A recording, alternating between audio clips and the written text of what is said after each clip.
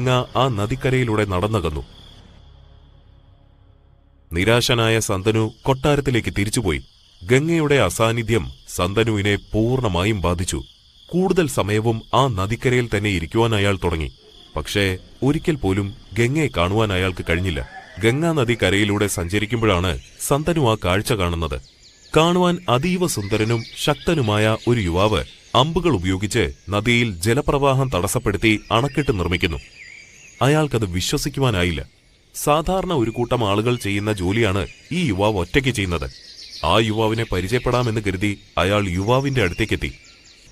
തൊട്ടപ്പുറം അതാ ഗംഗ നിൽക്കുന്നു. രാജൻ, ഇതാണ് അങ്ങയുടെ പുത്രൻ ദേവവ്രതൻ.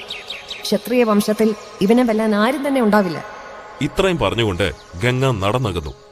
സന്തനു അതീവ സന്തോഷത്തോടെ തന്റെ മകന്റെ കണ്ണുകളിലേക്ക് നോക്കി നിന്നു.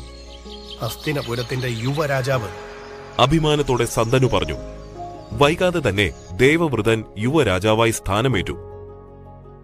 എന്നാൽ വിധിയുടെ ചക്രങ്ങൾ സന്തനു വിചാരിച്ചതുപോലെ ആയിരുന്നില്ല കറങ്ങിയത്.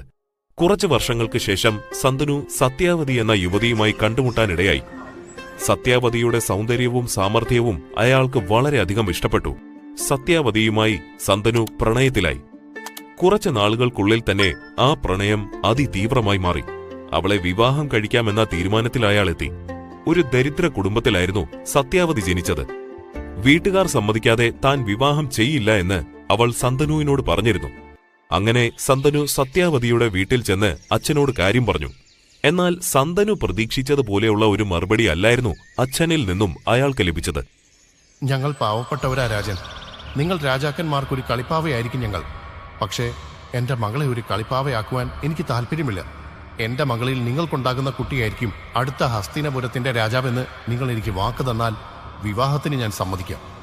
സന്തനുവിന്റെ നെഞ്ചിലായിരുന്നു ആ വാക്കുകൾ തറച്ചത്. ദേവവ്രതന്റെ രാജസ്ഥാനം മറ്റൊരാൾക്ക് കൊടുക്കുക എന്നത് അയാൾക്ക് ചിന്തിക്കാൻ കൂടി കഴിയില്ലായിരുന്നു.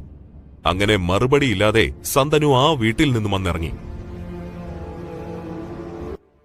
സത്യാവതി